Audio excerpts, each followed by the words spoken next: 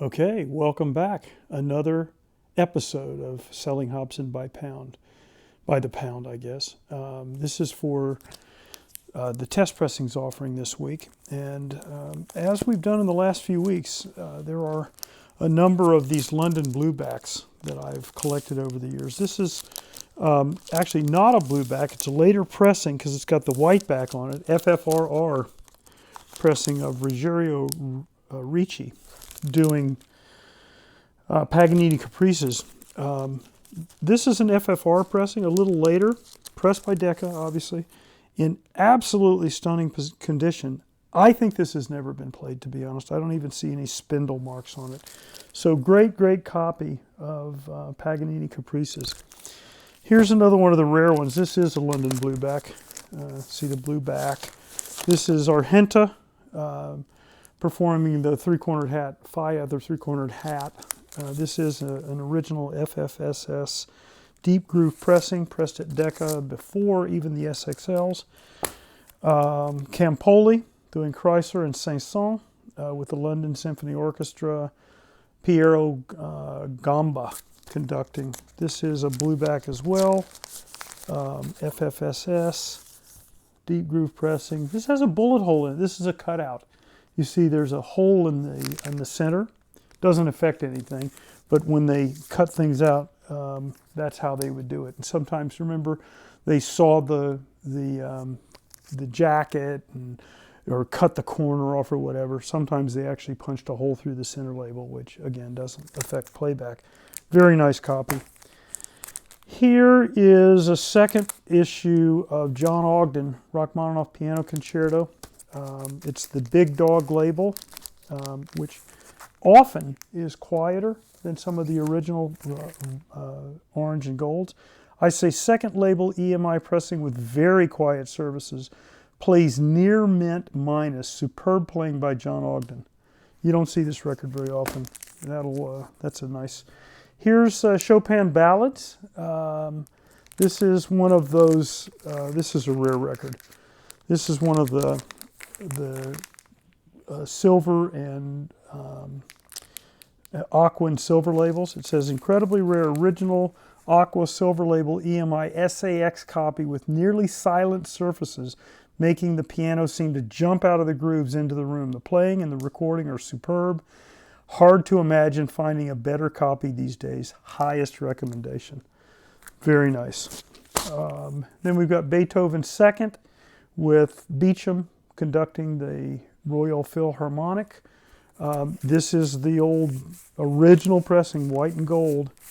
And I say insanely rare first pressing, white and gold label of Beecham in the Royal Phil, delivering exciting Beethoven performances captured perfectly by the EMI team. This copy has very quiet surfaces and is unlikely there exists a better copy than this one, even with an occasional tick. Amazing, top to bottom, top recommendation. So you'll probably never see that one again. Here's Schifra Favorites. This is library copy of this rare first pressing, white and gold. You can see that. Is very good with small amount of surface noise that does not detract from the big lush piano sound recorded perfectly by EMI. Here's more of that Previn stuff that I've collected over time. Romeo and Juliet scenes and dances. Previn with the LSO. He did a lot of this sort of thing. Another Bishop and Parker. We remember those production/recording success with Previn LSO. Pressing has some random ticks that do not distract from enjoyment of this fabulous recording/performance. Top recommendation. That's got the little postage stamp dog. Probably an original pressing. Here's Wagner scenes, different scenes with Knappersbusch, George London singing. Look at that face. That's just priceless, right? Blueback, original pressing, deep groove, black label. When you had opera on London, they pressed them with a black label. Now we come to some fun things. This is one of my favorite records. You rarely ever see it. Manitus De Plata. Maybe the greatest flamenco guitarist of all time. And it's got this nice book inside. This was put out by the company that recorded it was Connoisseur Society. And you know, to be honest with you, I tried but was unsuccessful at finding the tapes to this to be able to reissue it when I had Classic Records. So it's that good. So don't miss out on Manitus De Plata. In the box set range, here's another rarity. This is a mono promo copy signed to Victor and Roz Ruby in Atlantic City, New Jersey by the artist. So Heinrich Schering doing Beethoven, Tchaikovsky, Prokofiev, Sibelius. It says, to Victor and Sonia, very fondly, Heinrich Schering, July 1970. So signed mono copy. And remember, Mercury, when they did monos, they did their own single mic recording along with the 3 microphones for the stereo. And I have to tell you that Mercury monos have something incredibly special because the solidity, no phase shift, is ridiculous. So this is with Dorati and the London Symphony. I think 3-disc set, if I recall. Here's another rarity. Heinrich Schering doing Bach, Sonatas and Partitas for solo violin. Very rare record in pristine condition. That'll go for some money. E-Power Biggs, organ. Original issue LPs are mint and play beautifully with extremely quiet surfaces. Amazing sound, top recommendation. So this is E-Power Biggs, the art of the organ. Now I got some really interesting things that I came across in a collection that I bought, that this Roz Ruby collection, Victor and Roz Ruby, who were a couple in Atlantic City who had a radio show, and all these artists from New York and otherwise would come down and visit with them and bring test pressings and so forth. So here is a Mercury Living Presence. It's mono, MG 50386, Rossini Overtures, okay? So I write single-sided, so these are single-sided pressings. The back side doesn't have anything pressed on it. Advanced white label test pressings of Rossini Overtures. These single-sided test pressings were sent out to Roz and Victor Ruby in Atlantic City for their classical radio show in advance of the LP release in 1964. The sound on these single-sided test pressings is nothing short of sensational. Full mono Mercury Living Presence. Insanely rare, top recommendation. So this also comes with some packaging that it actually came in that says, look, Mercury Records on the back. This is cool.